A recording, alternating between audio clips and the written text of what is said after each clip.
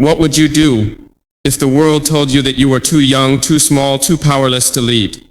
Most people would stay quiet. Most people would obey. But not him. At just 34 years old, Ibrahim Traoré stood up against the giants of the world and refused to kneel. They called him reckless. They called him dangerous.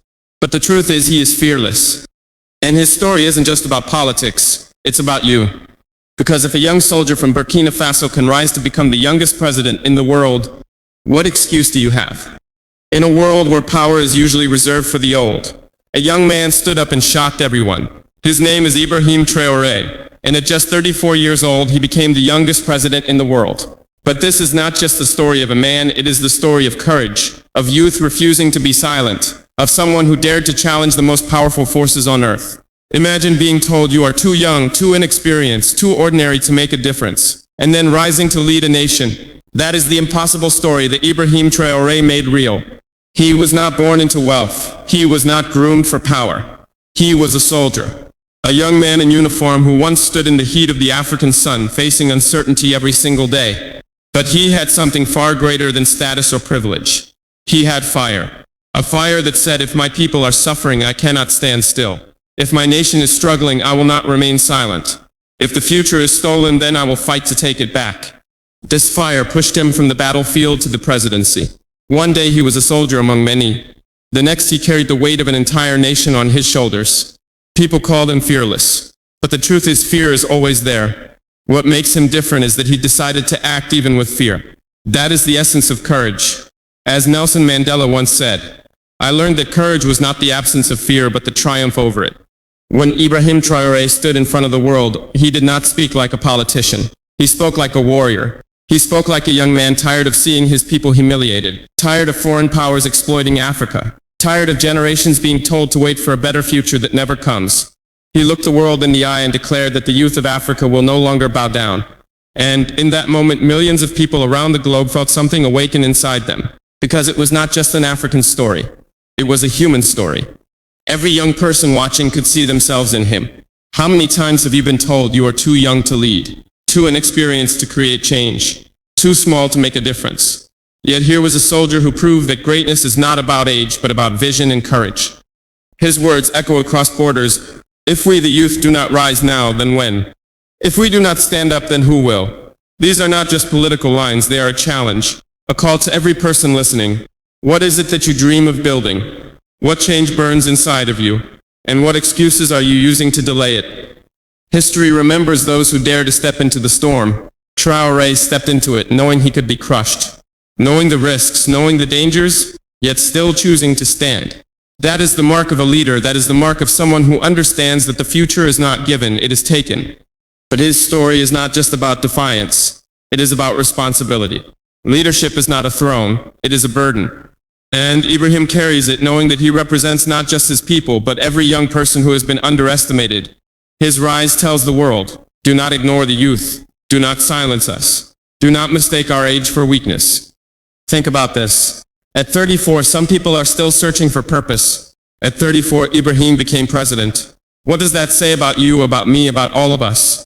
It says the time to act is not tomorrow. The time is now. If one young man can defy the odds, why can't you chase your dream? Why can't you start your movement, write your story, lead your revolution, big or small? The truth is, the world does not change because of permission. It changes because of conviction, and conviction is not bought, it is chosen. Every step Traoré took was a choice to rise when it was easier to remain silent, to fight when it was easier to accept defeat. And that same choice lies before you right now. So ask yourself, what is the storm you are avoiding? What is the dream you keep delaying? What is the voice inside you saying, not yet, maybe later? Because the world will not wait, and neither should you. The fearless youth who challenged the world is a reminder that the future does not belong to the comfortable. It belongs to the brave. And bravery is not rare. It is inside you, waiting to be claimed. This is not just his story. It is yours too. And it begins the moment you decide to stop waiting and start leading. He was only 34 when the world knew his name, but before that day, he was like millions of young people searching, struggling, fighting to survive in a world that was not designed to let him rise. But the difference between him and so many others is simple. He refused to accept the limits placed on him. Think about it. How many of us live inside cages we didn't build? Cages made of fear, doubt, or the voices of others telling us, you can't. The truth is, Ibrahim Traoré broke his cage. And in doing so, he broke something even bigger. He broke the narrative that young people are powerless. His story is proof that leadership is not about the years you've lived, but about the strength of your vision. He once said, we have chosen to be free or to die in dignity. This is not the language of compromise. This is the language of someone who understands that comfort is the enemy of progress. But let me tell you this, Traoré didn't rise because he had everything figured out. He didn't rise because the path was clear. He rose because he believed that the cost of doing nothing was greater than the cost of standing up. And this is where the lesson applies to you. Maybe you're not leading a nation. Maybe you're not standing at a podium facing the eyes of the world. But you are standing in front of your own life. Your choices are your battlefield. Your courage is your weapon. Your vision is your shield. And like him, you will face resistance. The question is, will you bend or will you rise? History is filled with people who are underestimated, young men and women who were told they were too small to matter. But time and time again, they are the ones who shift the world. Malala, who defied bullets to demand education. Steve Jobs, who started in a garage and reshaped technology. Nelson Mandela, who spent 27 years in a prison cell before walking free to lead his nation. And now Ibrahim Traoré, who went from the barracks to the presidency. They all shared something in common. They did not wait for the world to give them permission. They claimed their moment. And that's the call to you today. Stop waiting for permission. When Traoré stood before his people, he did not just represent Burkina Faso. He represented every dreamer, every young person told they're not ready, every voice silenced by systems of power. He is a mirror, showing us that leadership is not reserved for the chosen few. It is available to anyone willing to pay the price of responsibility. But here's the truth most people avoid. Responsibility is heavy. It will break you if your vision is weak. It will crush you if your purpose is shallow. That's why you must build your foundation now. Not when the opportunity arrives, not when people are watching, but now in silence, in discipline, in sacrifice. Because when the storm comes, and it will come, you won't have time to prepare. You will either stand or you will fall. Traoré chose to stand. He stood against exploitation. He stood against oppression. He stood against the belief that Africa must always bow to others. And whether you agree with his politics or not, his courage cannot be denied. And courage, my friend, is contagious. When one person stands, others begin to rise. That's how movements are born. That's how change spreads. That's why today so many young Africans, so many young people around the world look at him and whisper to themselves, if he can, maybe I can too. So let me ask you, what would your life look like if you truly believed you could? What mountain would you climb? What fear would you conquer? What dream would you chase without hesitation? Because the truth is, the only thing standing between you and the life you want is the story you keep telling yourself about why it's not possible. Change the story, and you change your destiny. The fearless youth who challenged the world is not just a political leader, he is a symbol. A reminder that greatness is possible when you decide to stop waiting and start acting. A reminder that leadership is not about titles, but about impact. A reminder that you too have a fire that can change the world if only you dare to unleash it. So take this moment right now as your turning point. Don't just watch the story of Ibrahim Traoré and feel inspired for a few minutes. Use it as a mirror. Use it as a call. Ask yourself, what will I stand for? Because one day history will look back, not only at him but at you. And the question will be simple. Did you rise when the moment called, or did you stay silent? The choice is yours. He was not born into privilege. He was not handed power. He was not the son of kings or presidents. Ibrahim Traoré was born in 1988 in a small town in Burkina Faso. Like so many young Africans, his early life was shaped by struggle, by poverty, by the weight of a system that often steals dreams before they can grow. But instead of letting those struggles defeat him, he chose discipline. He chose the path of the soldier. Imagine this, a young man in uniform carrying not just a weapon but the weight of responsibility for his people. Day after day, training under the scorching sun, marching through dust, learning that every step forward demands sacrifice. It wasn't glamour, it wasn't comfort, it was pain, it was grit, it was resilience. And here's the thing, you don't need to wear a uniform to understand that discipline is the foundation of greatness. Every time you wake up early to work on your dream, every time you say no to distractions, every time you push through when others quit, you are building the same kind of strength that turned a soldier into a president. But life has a way of testing those who dare to dream bigger. Burkina Faso was in crisis. Corruption was deep. Terrorist violence was spreading. The people were losing faith, and when nations reach that breaking point, history always demands someone to rise. Not because they are ready, but because they are willing. Traore was willing. In 2022, at only 34 years old, he did the unthinkable. He led a coup overthrowing the leadership that failed his people. And suddenly the world turned its eyes to him, the youngest president in the world. Now pause for a moment. Think about that. 34 years old. While most people are still figuring out their careers, still paying off debts, still doubting themselves, he was standing on the world stage, declaring that his people would no longer be slaves to fear, to corruption, to foreign powers. And his words cut like fire. We have chosen to be free or to die in dignity. This was not just a speech, it was a declaration of war against every form of oppression. And it echoed far beyond Burkina Faso. Young people across Africa heard him and felt their own courage ignite. Even outside Africa, people asked, what if youth everywhere stopped waiting and started leading? Here's the powerful truth. History always underestimates the young, until the young rise and change it.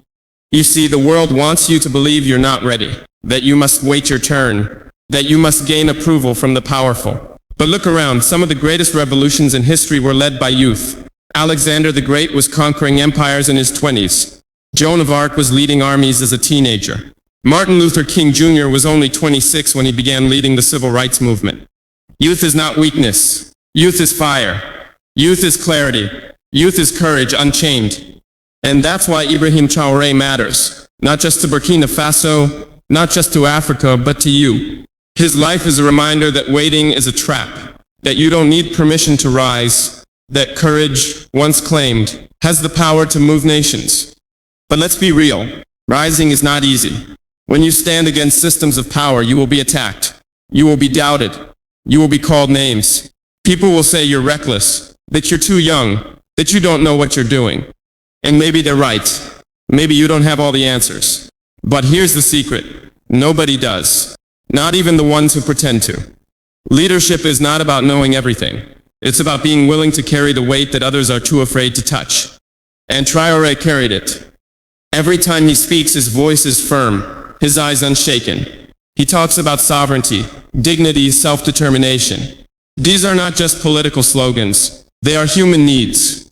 Every person wants to be free. Every person wants to live with dignity. Every person wants to control their own destiny.